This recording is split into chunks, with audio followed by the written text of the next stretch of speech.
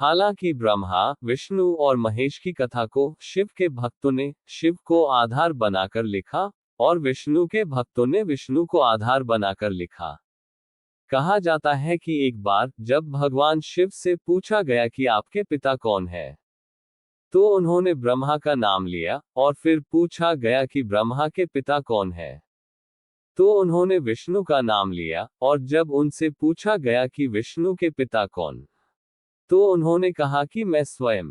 जब सब कुछ प्रलय के कारण नष्ट हो गया तो धरती लाखों वर्ष तक अंधकार में रही।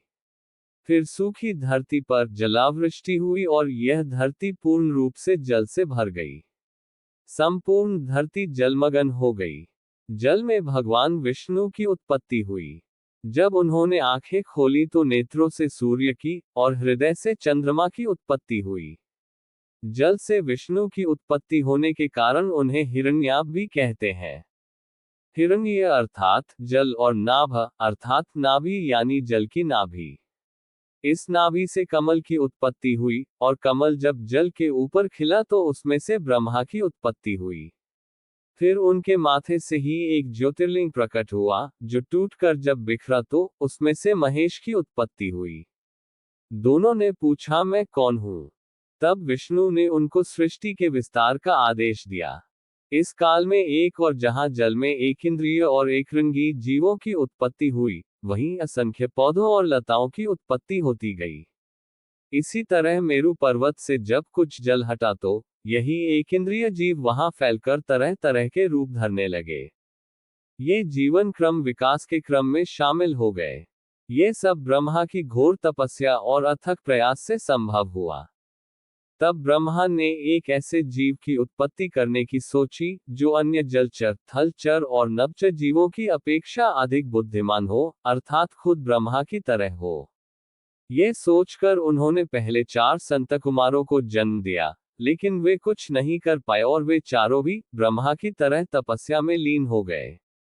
तब ब्रह्मा ने 10 मानस पुत्रों को उत्पन्न किया, जिनका नाम वशिष्ठ, कृतु, पुलह, पुलस्त्य, अंगिरा, अत्रि और मरीचि आदि है, और उनसे कहा कि आप मानव जीवन की उत्पत्ति करें, उनको शिक्षा दें और परमेश्वर मार्ग बताएं।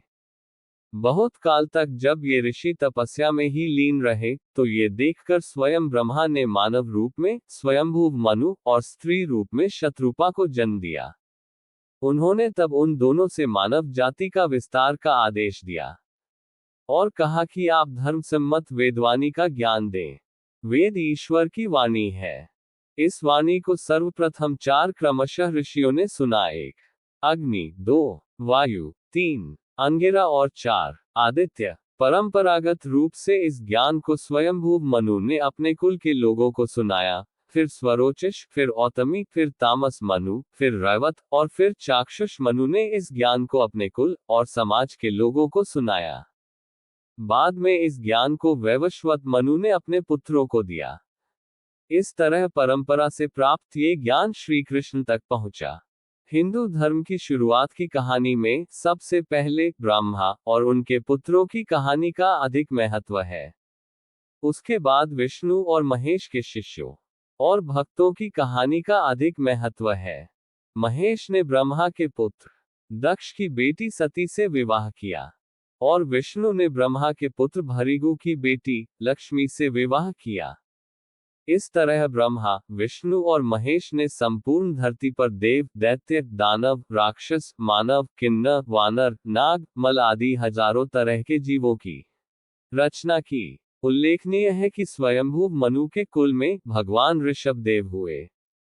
ऋषभदेव स्वयंभू मनु से 5वीं पीढ़ी में इस क्रम में हुए स्वयंभू मनु, प्रियव्रत, अग्निघ्र, नाभि और फिर ऋषभ।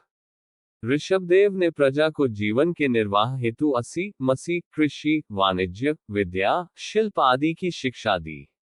इनका नंदा व सुनंदा से विवाह हुआ। इनके भरत व बाहुबली आदि 100 पुत्र हुए। भरत के नाम पर ही इस अजनाब खंड का नाम भारतवर्ष रखा गया।